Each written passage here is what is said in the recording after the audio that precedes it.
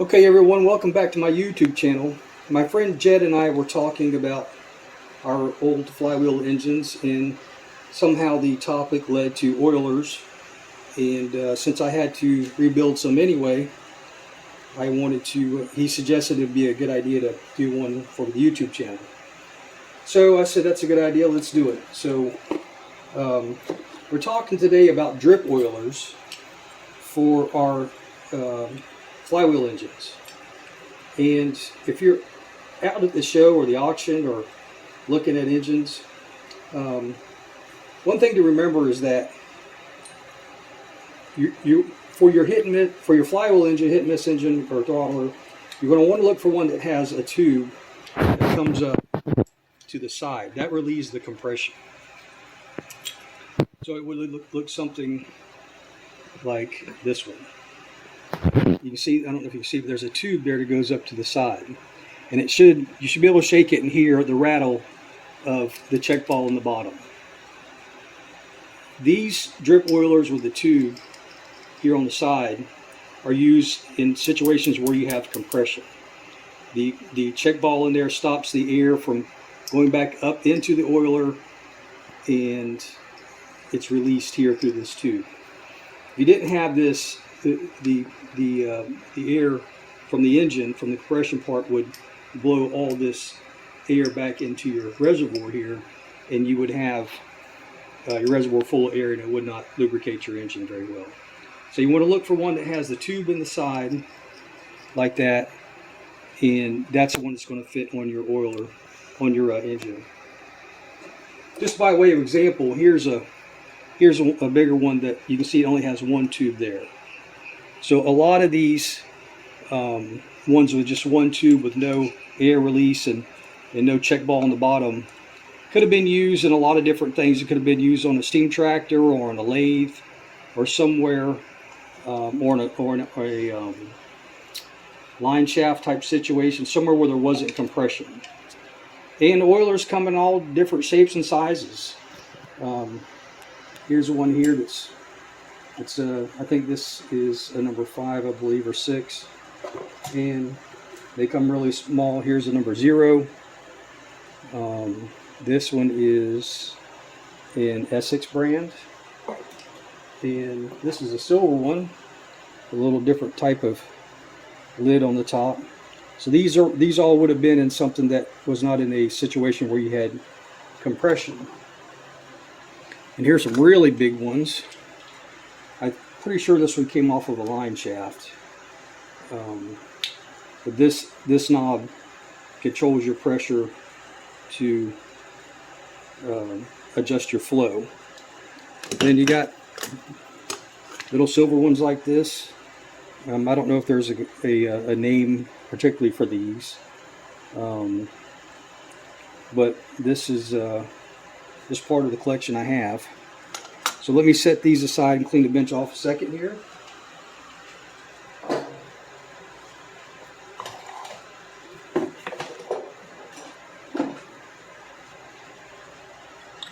But this again, this is one that doesn't have the tube, doesn't have the air release tube to allow you to get the air out.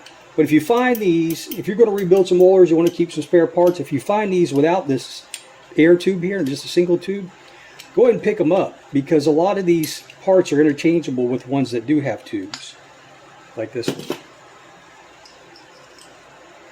So I wanted to show you a book that I have here. This is a Lueckenheimer book. It shows all their different stuff. This is catalog number 60. And they got a pretty good picture of a Lueckenheimer valve that they sell. And it kind of tells a little bit about the oiler itself, and helps you get an idea of what they originally would look like and what you could have done with them. Now let's see. Here it is. So particularly Lueckenheimer has this one. This is for the gas engine type. You can see the tube there on the side to release it out. And this they call their Paragon lubricator, ball check and baffle cap in the shank. And it shows the sizes, number 1.5, number 3, and number 5. So if you wanted the Luckenheimer brand, or your particular engine came with a Luckenheimer type of drip oiler, then this is what you're going to be looking for. As I read through the literature of all of these different engines, it's sometimes difficult to tell what brand of manufacturer put their drip oilers on a particular type of engine. So if you're doing a really good restoration and you want to get it exact, that sometimes can be a challenge. But anyway, it says see page 302. So let me switch over to page 302. We'll see what page 302 has to say. Page 302.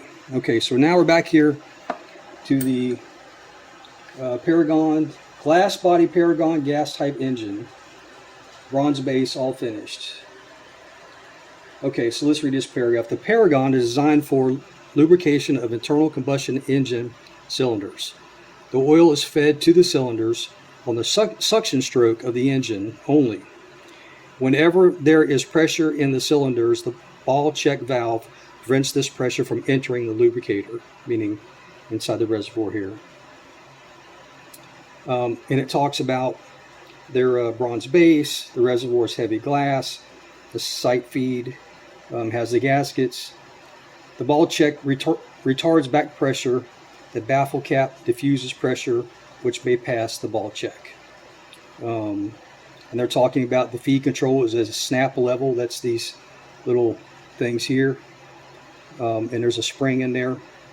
And so it's sturdy construction and made to last a long time. And here's the different sizes with the different capacities and stuff on them. So that's a good little reference. What I like to do, let me show you one more other thing to set this aside. A good way to go forward and learn about some of this stuff is this is a copy of Gas Engine Magazine from January 2013. Gas Engine Magazine from January 2013. And if you look on, this is an ad by Lee Peterson. We miss Lee, but in his ad here, he kind of tells you what parts are available, what the dimensions are, and what the size of the oilers are. So he's showing here the size numbers 1.5, 2, 3, 4, and 5. And he goes on down here, the Pyrex glass for drip oilers, which is the big pieces like this. That's I call it reservoir glass. And then down here on the next thing, he's got Pyrex glass for drip oilers.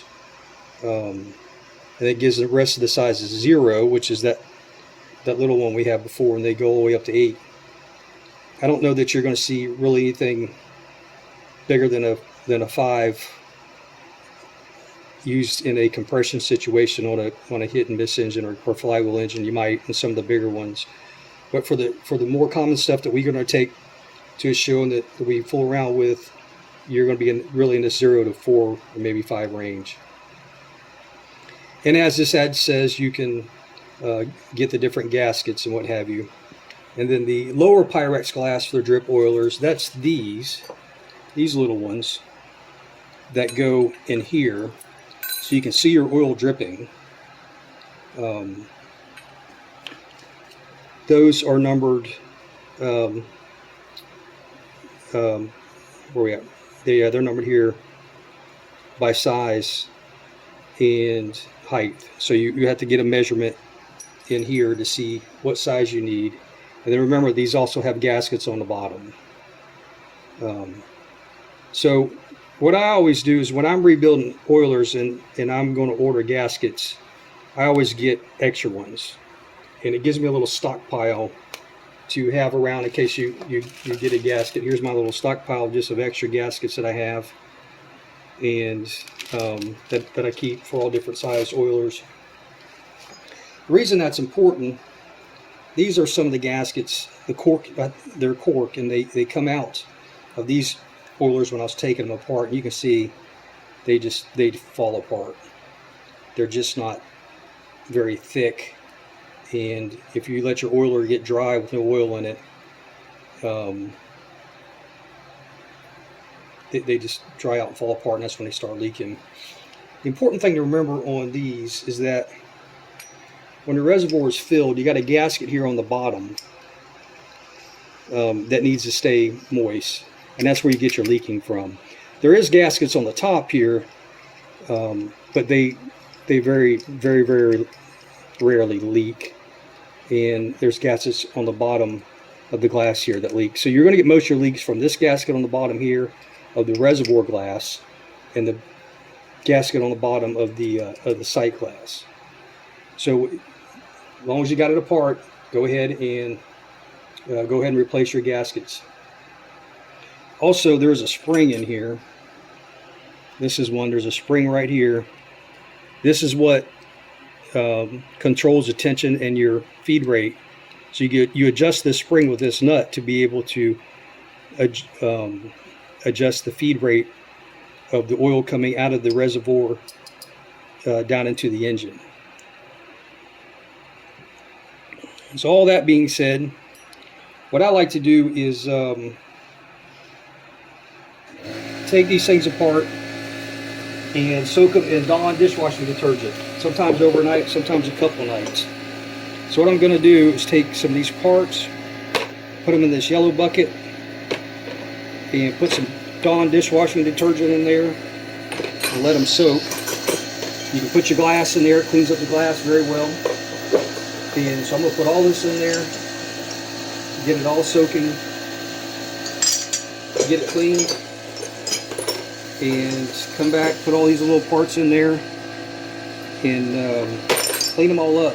There's a spring that broke, so we're going to have to replace that. And I got to tell you that one thing I have not really learned is a really definitive method of cleaning and polishing brass. So we're going to run a little experiment tomorrow. We'll let these soak overnight in some Dawn dishwashing detergent and clean them up real good, and then do some experimenting on cleaning and preparing the brass to be to go back in. I don't know if you can hear it, but there's a check ball in there, and it's important that your oiler have a check ball in there. If not, then it's good for your parts. Okay, everyone, we're going to come back tomorrow and see how our results came out. Thank you. Hello, everyone. I'm back here on the workbench.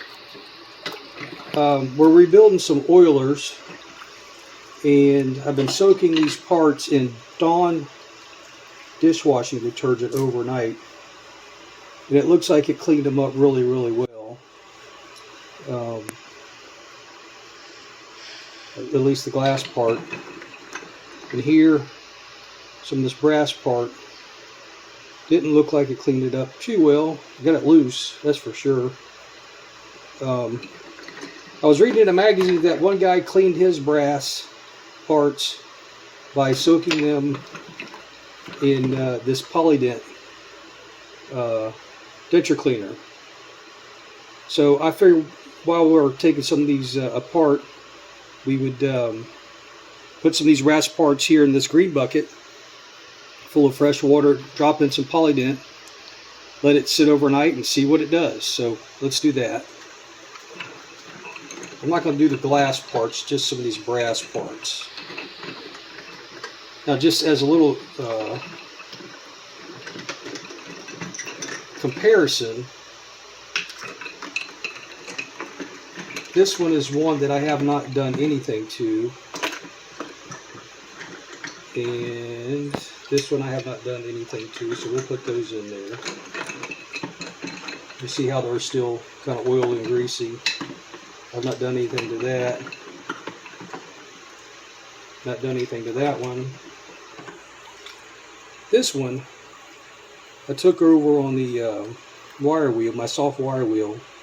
I don't know how good you can see it, but I kind of did this little section right here to see what it would look like if I needed to wire wheel it first and then put it in this cleaner stuff. So I'm going to put this one and this one and this one and this one in the water here with the polydent, and drop some of these in there and see how it goes. We'll let these sit overnight and see what the see what happens. I don't know how many I should put in there.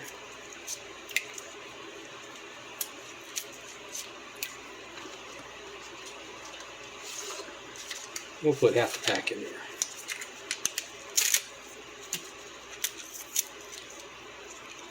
Let's see what it does. Hopefully it doesn't eat it away.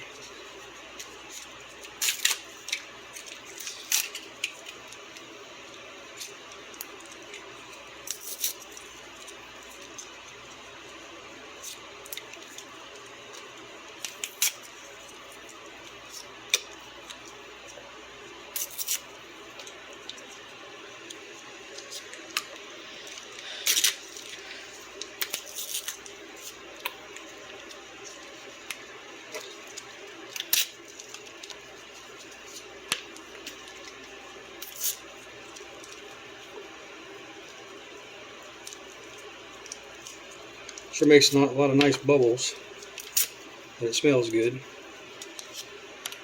Okay, we're going to let that sit overnight. Gives us 4 packs left in the box, and let it soak and see how good it cleans up the brass. Hello everyone, welcome back to the channel. Today we're going to do a final assembly of these drip oilers for your hit and miss engine, flywheel engine, and talk about some cleaning efforts that we did previously and how they come out. So if you decide to try to do it yourself, you can know. These are the parts, and I'm hoping the camera will pick them up very well. These are the parts that we put in the polydent effervescent soak bath over there in the green bucket, and this is how they came out. These two here are the ones that were very dirty and put in there, and you can see it kind of cleaned up the brass a little bit, but it really didn't take the oil out, the black oil parts there. So these are ones that I had cleaned up before, really de-oiled them, I guess, and then put them in the polydent, and they cleaned it up pretty good. In the interest of full disclosure, right here around these threads, I did take over to the wire wheel to clean them up, just because we're going to put this thing back together. But the rest of the brass, turned out a lot better. So the takeaway from that is, if you have an oiler that you want to get this brass cleaned up a little bit, make sure it's free of oil and dirt, and the polydent cleans it up pretty good. As I stated before, I'm nowhere near an expert on polishing brass. It seems to be a skill that I have not acquired yet, but this is the result. So you got basically these two pieces. One was dirty, one was clean. So I hope that helps you. I was watching a Shop Dog Sam video the other day. He was redoing some Wyco EK mags, and he said that he has soaked his brass in tomato juice.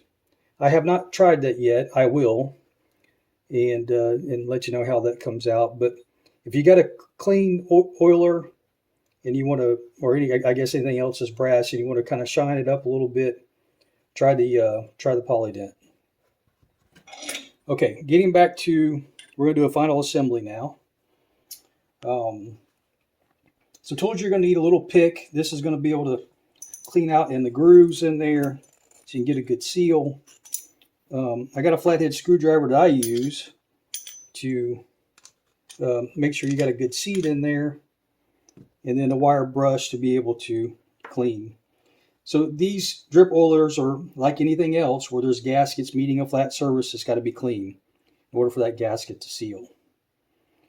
So what I'm going to do, I always start from the bottom and work my way up. So what I'm going to do is take this little pick, kind of work it around in this groove, and get that clean. Take my flathead screwdriver, or if you have another tool in your shop that works better, that's fine. Just kind of run it along that edge right there. Get that surface as clean as you could get it, and we'll put a gasket in it. And if it leaks, you know you didn't get your surface clean enough. Okay, I'm going to put it over here in my holder in my vise. I have found it's easier to do it this way. So this is the bottom part. I'm going to take my tweezers, see if I can find the right gasket for it. And that's certainly not it.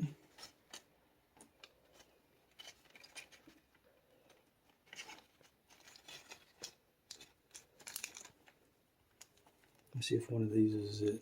Maybe. Get in here.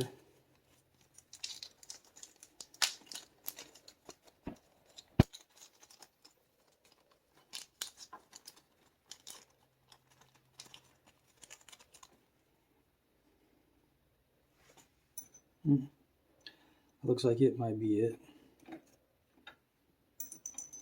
Okay, so we got our little gasket in the bottom. Now we're going to take our little piece of Pyrex glass, see which one fits in there. Not that one.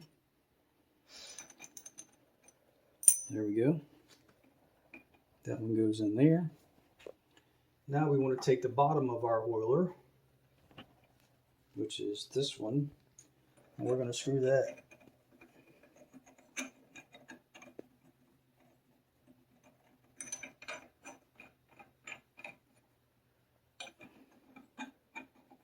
I guess it's not that one. Let's see, it might be this one. Yep. So this now is your bottom surface. You can see it's got a flat spot there that where our gas is going to go. So I'm going to do the same thing. Get my pick, clean that groove out real good.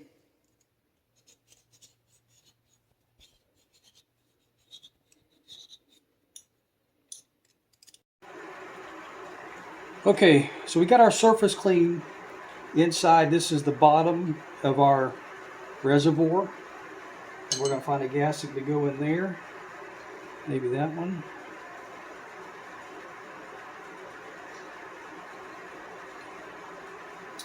I forgot. What I like to do is put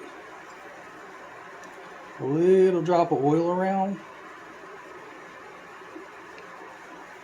Gives the gasket somewhere nice to sit on. That one's not it. That one's not it. Nope.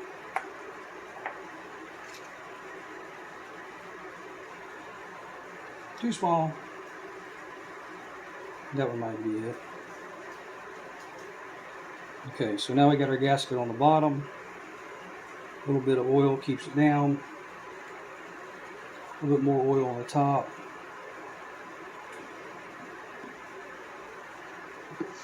Now we're going to come back with our piece of glass, our reservoir glass. That sits right on top of that. And we'll come back with our top, which is this one, I believe. Nope, it's not that one. It's this one. Nope. I'm missing a part here.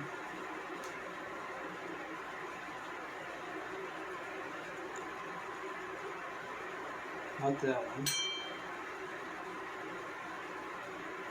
It's this one. Okay. So we got our surface here. All the gasket goes there. That's not it. Too big.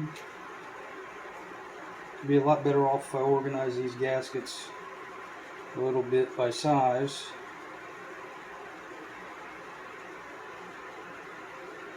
Little gasket there, so let's put a little bit of drop of oil on it.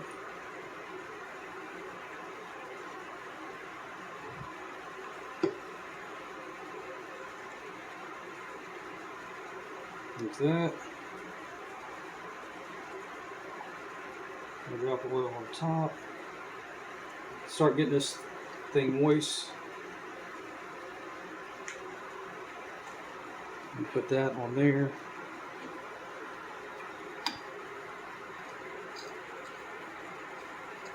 And just give her a tightening down.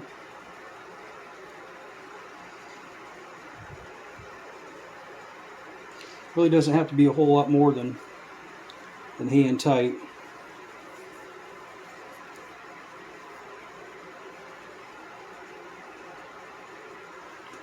Remember, test your spring. This is what feeds your lubrication. This nut will adjust that spring and allow you to adjust the feed rate. And basically that's about it. Not very difficult. It can be done pretty quick. So what I'm going to do is now put some oil in here, just enough to kind of the top of the gasket.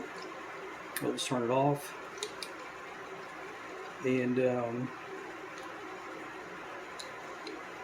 see if it leaks. I usually let it sit for a while because it's going to take a minute to get that gasket moist. So make sure she's good and snug, and check for leaks. And basically that's about it. Once you know that it's not leaking anymore, you don't see any leaks, if you want to preset your drops, you can. I use about 6 drops a minute. Look in your book and see what your particular engine manufacturer wants to set the oiler to be set at, and adjust yours to that. But roughly 6 to 8 drops a minute is where you want to be, and that's about it, guys. Come on back soon.